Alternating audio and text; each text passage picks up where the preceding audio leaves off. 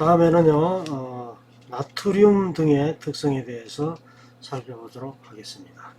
이 나트륨 등은 또 저압 나트륨 등과 고압 나트륨 등으로 나누어지는데요.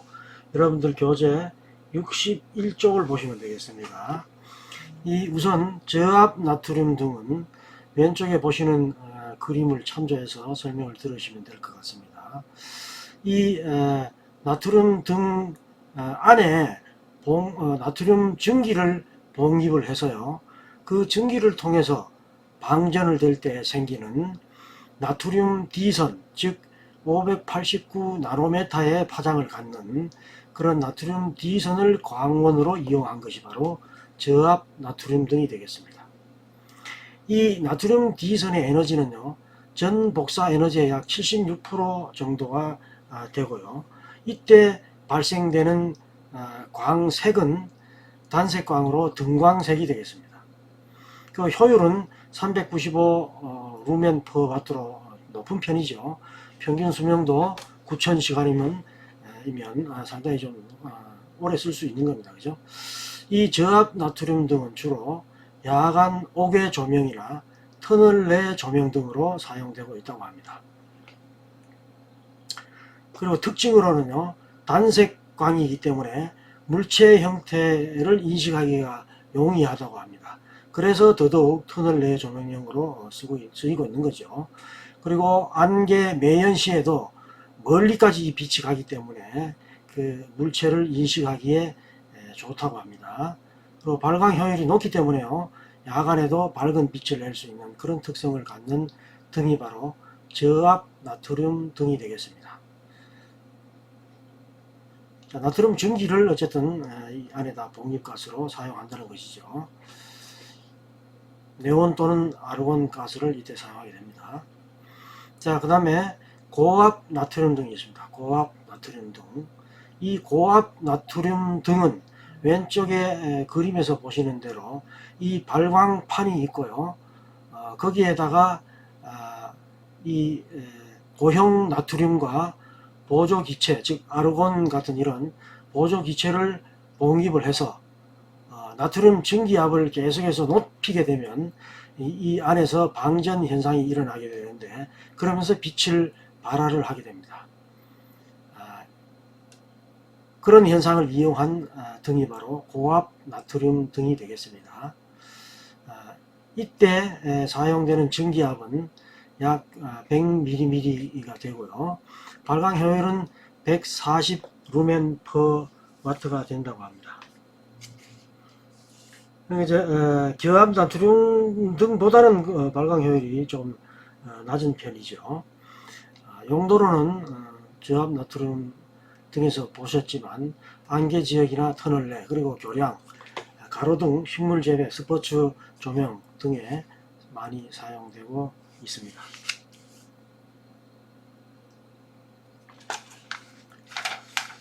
자, 다음으로 63쪽에 있는 5.4절 수은 등의 특성에 대해서 살펴보도록 하겠습니다. 수은 등도 마찬가지로 저압 수은 등과 고압 수은 등, 그리고 초고압 수은 등, 이렇게 세 가지로 나눌 수가 있습니다. 먼저 하나씩 그 특성을 살펴보도록 하겠습니다. 이 저압 수은 등은요, 그림에서 보시는 대로 수은을 봉입한 유리관 양단에 전극을 설치한 그런 등이 바로 수은 등이 되겠습니다. 이 저압 수은 등은요, 2537 옹그스트롬, 옹그스트롬은 10의 마이너스 10승을 얘기하는 거죠. 그 자외선을 이용한 등이 되겠고요. 여기에서 사용되는 이 수은 증기압은 0.01에서 10 mmHg 정도의 수은을 사용한다고 합니다. 발광 효율은 10 루멘 퍼 와트가 되겠고요. 그리고 용도는 살균이나 형광을 위한 용도로 사용되고 있습니다. 이 살균 등으로 사용될 때의 자외선 살균 효과는 260 나노메타, 즉 2600 옹스트롬 부분이 가장 효과적이라고 하고요. 저압 수은 등은 그래서 살균 효과에 아주 유효하게 사용되는 그런 등이 되겠습니다.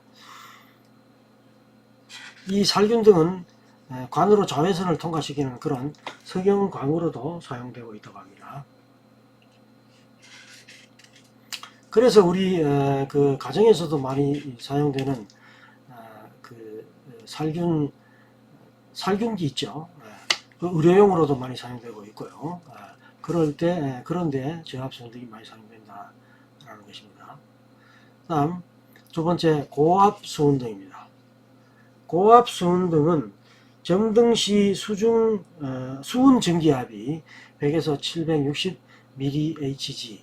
760mHz가 나타나는 그런 등을 이야기하고요. 고압이기 때문에 관을 이중관을 사용한다고 하죠. 점등할 때의 발광관의 온도는 400도씨가 넘는 그런 고온을 나타낸다고 합니다. 이 고압 수은등은 광색의 적색이 좀 부족한 그런 색깔이 나타나게 되고, 발광관에 카드뮴이나 아연을 주입해서 빛을 발하게 만드는 그런 등이 되겠습니다. 이때 고압 수은등은 등의 외관 내벽에 형광 물질을 발라 가지고 밝기를 10% 정도 더 향상을 시키는 도록 그렇게 하고 있다고 합니다. 발광 효율은 저압 수은등보다 높죠. 50 루멘 퍼 와트가 정도가 되고 약 5배 정도 되네요. 수명은 1200시간 정도 된다고 합니다. 그리고 이 고압 수은등은 주로 도로나 공원, 광장, 경기장이나 공장의 밝기를 유지하는 데 사용되고 있다고 합니다. 다음 초고압 수은등은 더 높은 그 압력을 나타내는 그러한 등이 되겠죠. 점등시 수은 전기압이 약 7600에서 152,000mHz나 된다고 합니다. 발광 효율 또한 그렇기 때문에 40에서 70 루멘 퍼 워트로서 저압이나 고압 수은등보다 더 높은 그 효율을 나타내죠. 그 휘도 물론 밝게 되죠. 10 곱하기 10의 구승이나 되니까 말이죠. 그리고 이때 그 초고압 수은등이 발하는 빛은 백색광을, 아주 밝은 빛에 백색광을 발한다고 합니다.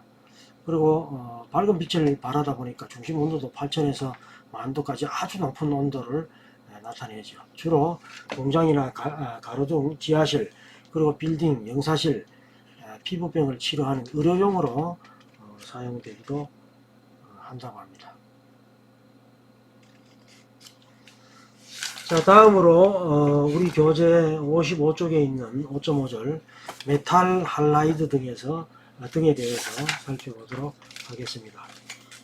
이 메탈 할라이드 등은요, 외관이 고압 수은등과 비슷하긴 하지만 발광광 안에 수은이나 아르곤 등의 불활성 가스 외에 발광 물질로 금속 할라겐 화합물, 즉 티타늄이나 나트륨, 그리고 인디움, 그리고 TH 같은 이런 화합물 등을 넣어서 연색성을 개선한 그런 등이 바로 메탈 할라이드 등이 되겠습니다.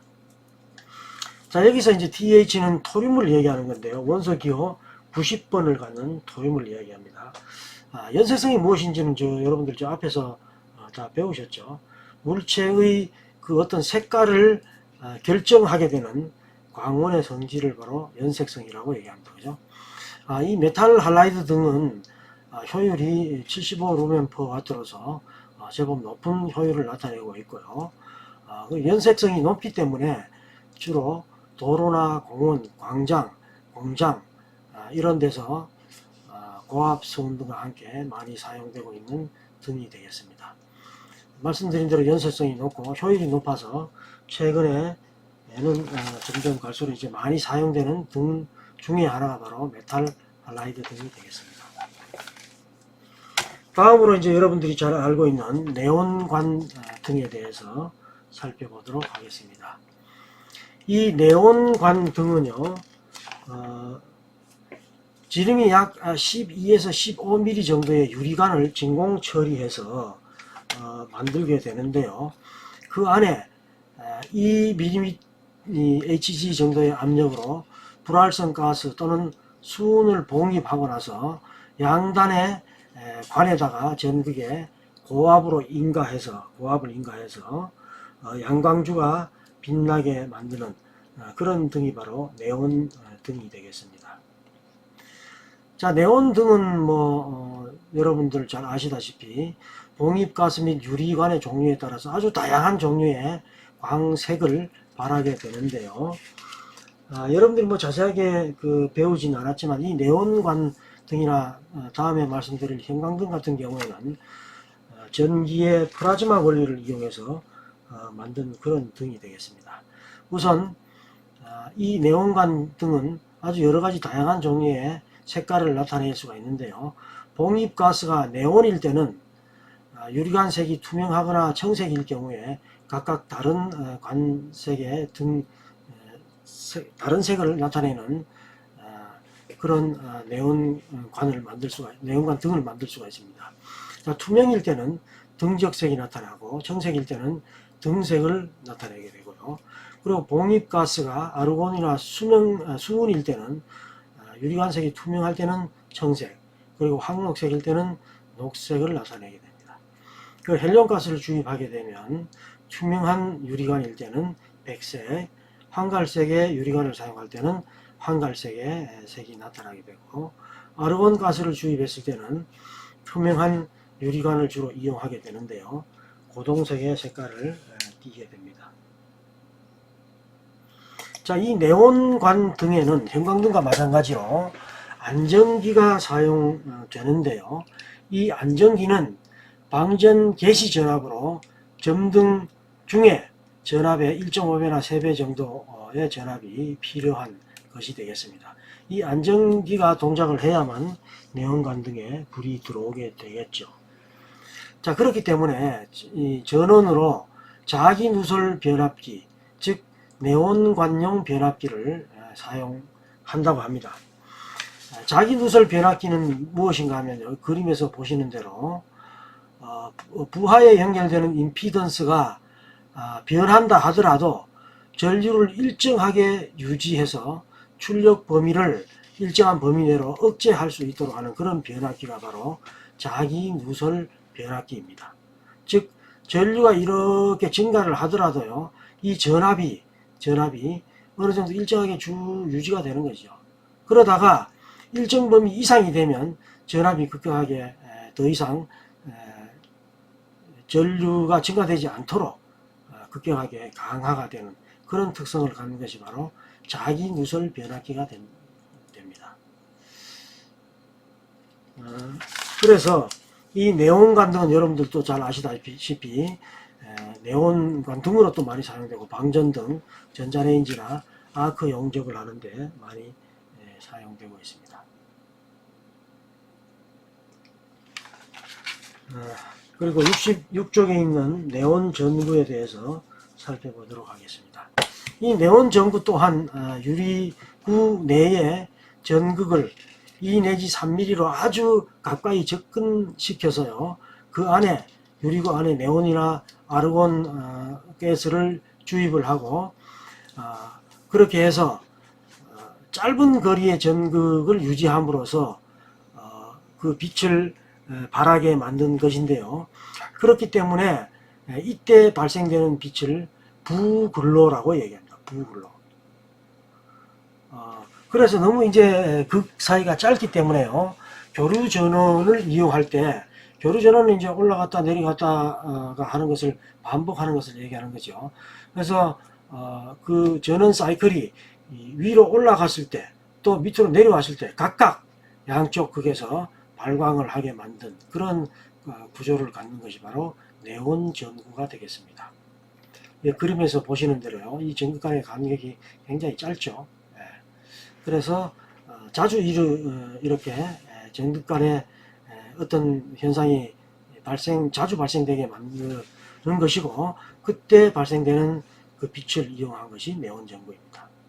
그 특징으로 보면 소비 전력이 상대적으로 적다는 것이고, 그래서 배전반이나 파일럿 등에 많이 이용되고 있고요.